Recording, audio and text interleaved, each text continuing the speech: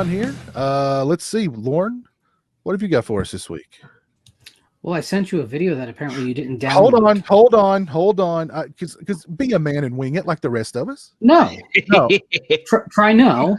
All right. I gave him an opportunity. Here we go. Here's what Lauren's got for us this week. In biology, different species of animals are categorized using a system called taxonomy. The cow falls into a clade called ungulates, and so does the giraffe and the water buffalo and the hippopotamus. The lemur does not. But why don't we invite this ring-tailed monstrosity into the bovine party? Well, we define clades based on their broad similarities. In this case, ungulates are defined as large mammals with hooves. And while it might be possible to put boots on a lemur if you don't mind your face getting torn off, they just don't have the natural wardrobe to get the invite. Now, movies and books work a lot like this. We recognize the Western based on its setting and what kind of characters would live there. Science fiction must include futurist concepts, or at least a suitable setting. Romance is all about middle-aged divorcees meeting through chance at the grocery store. And horror? Now that's a bit different, isn't it? Because there's no real rules about where the story has to take place or how technology is involved in that world, and there's certainly nothing about two people reaching for the same last tub of I can't believe it's not butter out of the supermarket freezer. Recently, like clockwork, a tweet appeared asking the question, is Alien a horror movie? I've seen this so many times, not just with Ridley Scott's film, but in regards to Jaws, Silence of the Lambs, Jurassic Park, and Night of the Hunter. The poster went on to say that horror can't take place in space without becoming science fiction. Now, I'm not even going to strap on my armor for this battle. It's not worth it. My definition of horror is any work that seeks to elicit a response from within an array of dark emotions such as fear, paranoia, disgust, anxiety, distrust, gallows humor, or any number of other negatively charged states. That is, if it means to make you hurt, or afraid, or look over your shoulder, or laugh at death, it fits into the horror genre somehow. And everyone's definitions are going to be different, but this is the only way we can include something like The Haunting in the same genre as the Texas Chainsaw Massacre. It's necessary. So all those films that I mentioned qualify. Alien certainly does, but why do so many even refuse to categorize even some of the genre's most cherished titles as, well, horror movies? Why do they insist that the majestic plains zebra shouldn't be allowed to hang with the common camel? I mean, Hannibal Lecter has the odd numbered toes for the job, doesn't he? Socially, horror has always been an outsider's genre. These stories of morality and mortality strike those that belong to a simpler moral code as ugly and inferior to works that explore positively charged emotions. Sure, The Entity and A Christmas Carol both put protagonists into close quarters with ghosts, but one is seen as wholesome and the other, well, not much more than pornography. But wait, one story is a general treatise about being kind to your fellow man, and the other is about the long-term impact of sexual assault. Don't both of these stories have important things to say and deserve respect? Not, they seem to say, if it's horror. Horror is for the bottom feeders and the degenerates, the lowest tier of humanity's ethical evolution. To them, horror cannot be great. It can't speak to the central themes of our humanity. So, since they can't go all George Lucas and recut Relic so that Emily Mortimer shoots first at her mother's dementia, they simply deny that it is a horror film at all. One of the most popular user reviews of Relic on Google reads, "This is an incredible film. What at first appears to be an excellent horror or ghost story grows into a striking and moving metaphor for dementia." As if it can't be both. It doesn't grow from one to the other. It always was that thing. It was that meaningful exploration and a horror film. The "it isn't really a horror" crowd are pearl-clutching moral antiques living in a much more complex time. They're so worried about protecting their intellectual modesty that they essentially become the human version of those see no evil, speak no evil, hear no evil monkeys. And hey, monkeys are primates, just like you and I, and maybe if they're unwilling to open their eyes and ears and maybe join a real conversation, we should turn our attention to their feet. Because sheep are ungulates too.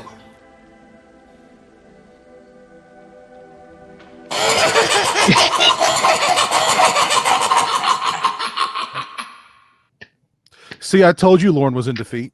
I told you. That proved it right there. And here he was lecturing us. I have way too much time on my hands. So yeah, this whole debate over is a horror movie, can a horror movie take place in space, and just absolutely ridiculous. I was actually messaging Todd Farmer about something I won't mention here, maybe something cool down the line, but he goes, why is Jason X trending on Twitter? And I went, what? And sure enough, Jason X was trending on Twitter. It was part of the debate. Like, you know, this is a horror movie that takes place in space. Event Horizon was trending. That's a horror movie that takes place. So I mean, I thought it was cool that has there ever been a Friday the 13th movie trend on Twitter before? I mean, maybe the 2009 remake, but you know, I mean, Jason X was trending on Twitter. But yeah, it's such a ridiculous thing, you know. It just seems to come down to if people think if something is respectable and wide enough of appeal that it can't be a horror film. Right. They're just dismissive of the genre, and I think it's a cover argument. They don't want to have the real argument, which is that they might actually like some horror movies. They might be down there in the trenches with us. What is the problem with mixing sci-fi and horror anyway? Because honestly, I think they go together like peas and carrots. I mean, if you think about it, some of our favorite, at least for me, some of my favorite horror movies are set in space. Jason X, Event Horizon, and Alien, all three are set in space, and they're totally, to me, horror. Yeah, I mean, they are horror. The setting does not make them science fiction. It doesn't. Science fiction is really about speculative futures, and it deals with technology and beliefs about where the future will really lie. Jason X is not trying to tell you what the future looks like. That is not the purpose of the film. And neither is Alien, by the way. Although the window dressing is a lot more extensive and makes a lot more, you know, primary sense than what's in Jason X. But the core purpose of that film is to freak you out. Where does The Day the Earth Stood Still fall into that category? Because see, to me, it's both horror. Something's flying around in here. It's both horror and sci-fi kind of mixed, because I mean, it's talking about, you know, what's the ultimate message of the movie? Because that's your answer. The future, you know. No, what's the message of the movie though?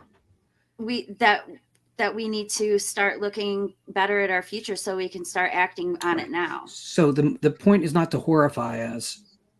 It's to uplift us ultimately, which would be much more in line with science fiction than with horror. I don't know. I was kind of scared of it. I mean, not everything that is scary in part is a horror film. I'm not saying that, but if the primary reason it exists is to elicit those dark emotions, if that's the primary reason, then it fits in the genre. And listen, some things can be squares and rectangles. I'm not saying that. I'm just saying in the case of something like Alien, even weighing it as like 1/3 science fiction film is too heavy for me, because that movie is a fear machine. That's what it was designed as. Eliciting dark emotions, though, can inspire good. I mean, if it's a alien coming down from space saying that we're bad because we treat our Earth bad, and so because he's a higher level being, he's going to kill us all. That seems a little serial killer-ish to me. The beginning of E.T. is supposed to be scary. I laughed at it even as a kid. Does that make it a horror movie? No. God. Hate that movie so much. No, but I hate E.T. too. No, I do see what you're saying, Lauren, is that Alien, and I would agree, I saw that pop up. Alien is a horror film because really it's not even at its core. It right at the top, it starts like a haunted house thing. I mean, even the way the titles come up, going into the ship, the way they reveal the face hugger, is all made to make you feel uncomfortable, to squirm. Even with the android of Ash, I mean, he even comes like a slasher. You know, so it is a horror film. I don't get where people say that it's not. Mm-hmm. You know what I mean? It's I don't It's understand a monster movie, definitely. So that puts it in the horror genre for me right there. Maybe it's some of the political elements, Like the reason the crew is expendable because the company wants the alien for military purposes or some other type of purpose, and so it could be like a political thriller or a sci-fi thing. It's got a lot of elements to it, but when it comes down to it, it's a monster movie. Right. So therefore, that qualifies it for me as a horror film. If you want to call it sci-fi horror, I don't care, but it's still a horror film. But I think sometimes the gatekeeping gets a little weird for me, and I just don't bother. I didn't take the bait. I didn't join the conversation. Although it was cool to see Jason X trend because hey, yeah, it was a ridiculous argument that somehow took over Twitter and everybody was debating. It was just kind of silly. I also saw another debate about Mounds versus Almond Joy.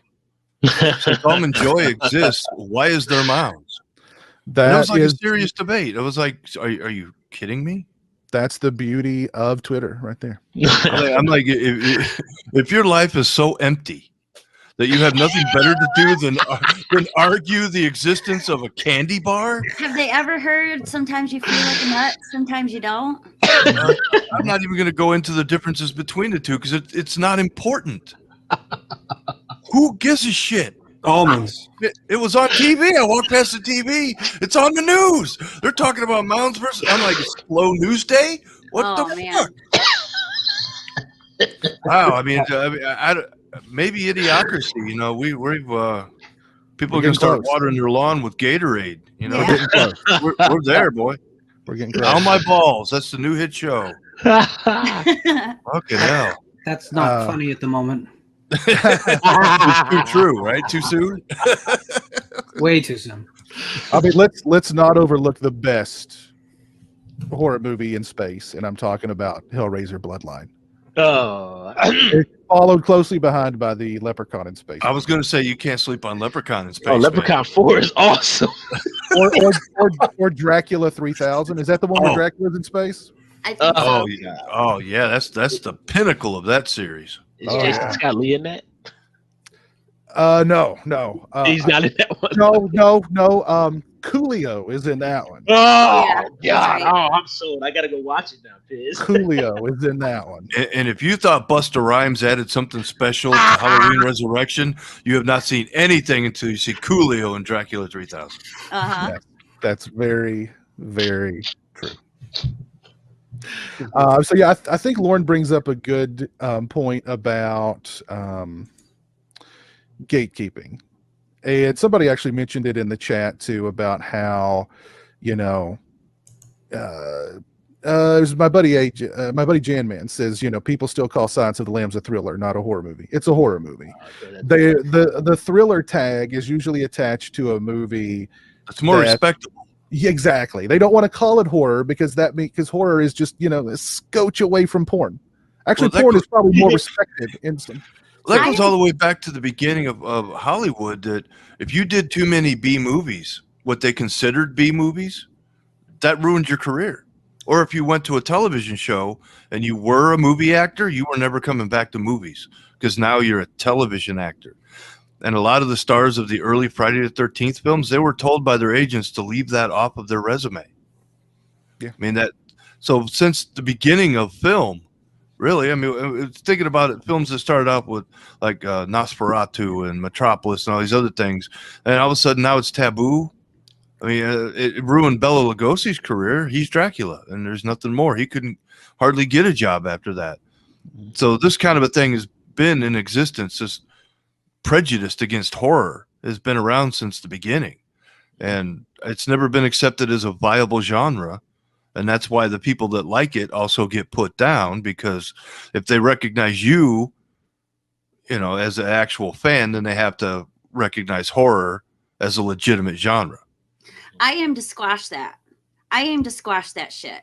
And I've been aiming to squash that shit since I was in high school, because like my friends, none of them, I remember the first day I went to a new school, I didn't know anybody. I knew a couple people who I'd met through dating, but I didn't know hardly anyone. And that first week was tough, but I started talking with people, you know, and I'm like, yeah, I'm into horror. And they're like, oh, I don't like the horror movies. Oh, and I'm like, what's wrong with you? Why? Are you crazy? That's the best kind of movie out there.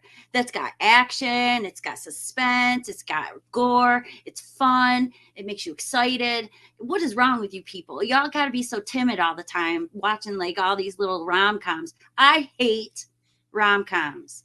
I really, really do. They're boring and I'm sick of them. And I want to see more people watching more exciting things. And the stigma with horror has to go. It's got to go. I'm sick and tired of it. It's got to go, because there's been ample proof, especially over the last 2 or 3 decades, that horror is well liked by many.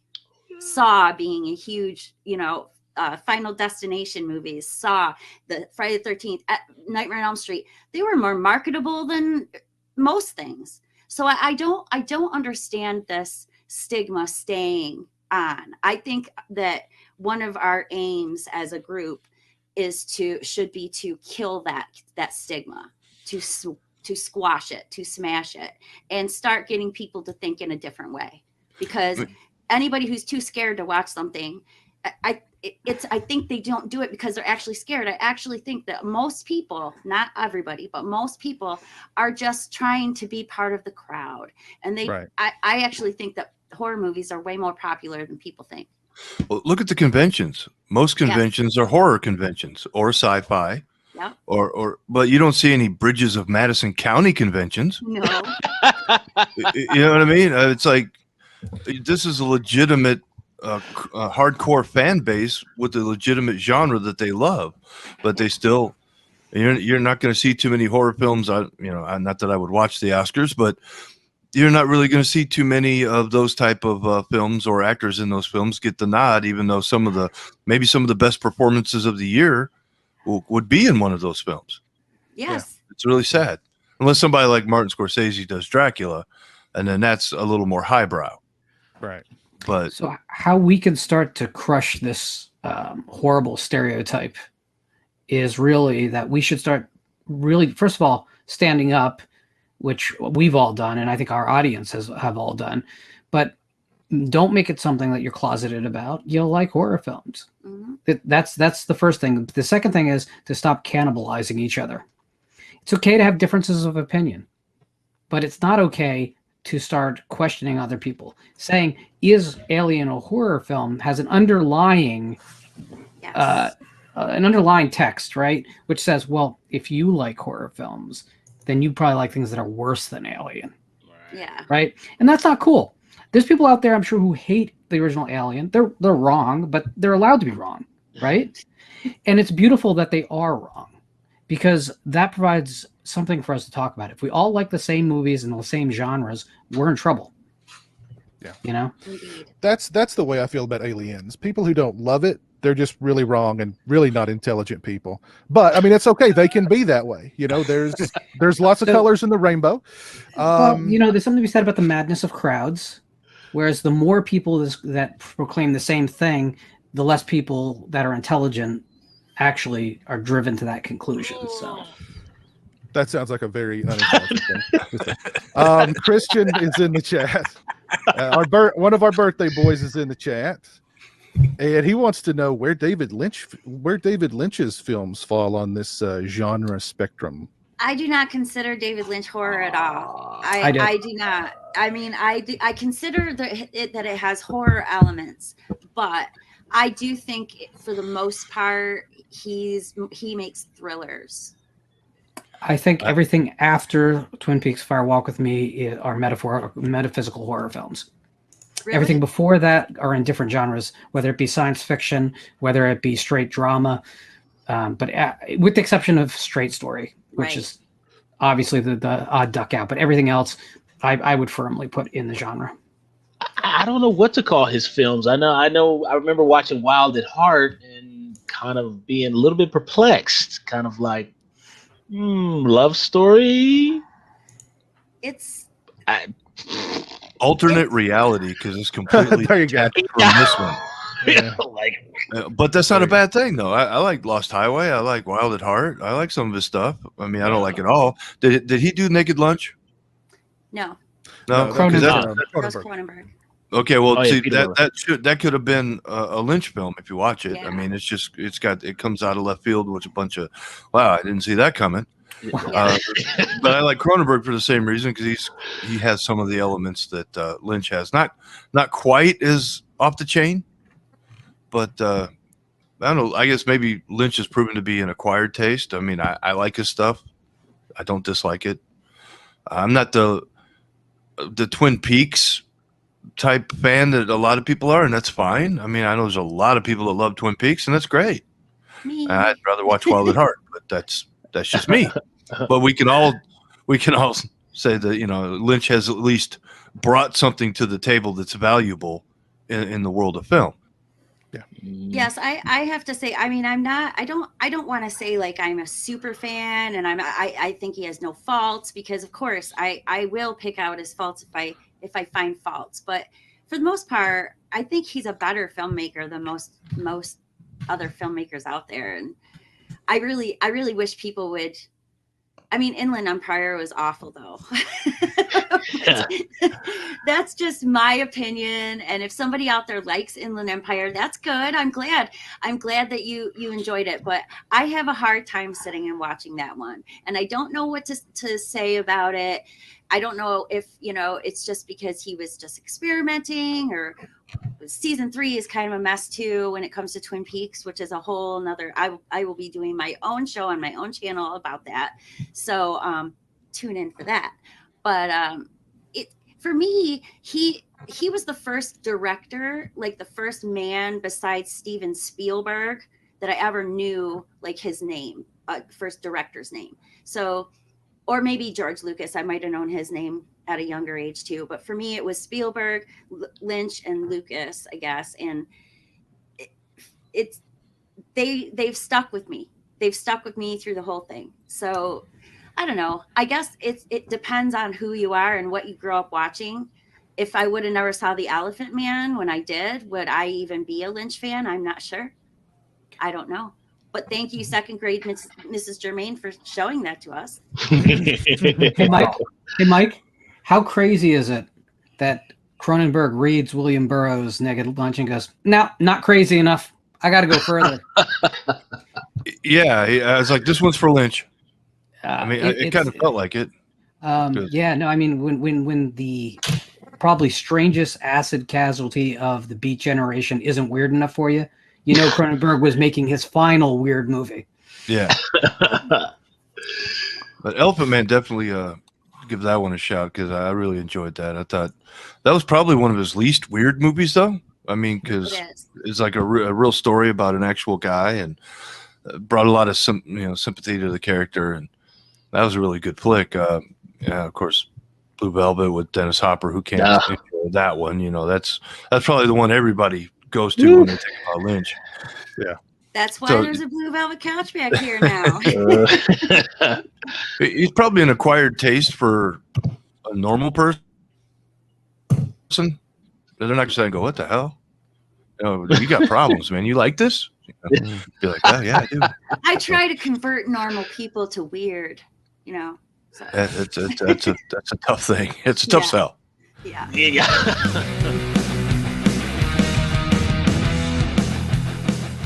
More clips just like this, be sure to subscribe to the Region Free YouTube channel, and also check out the Patreon to get exclusive content and become a Regionaire.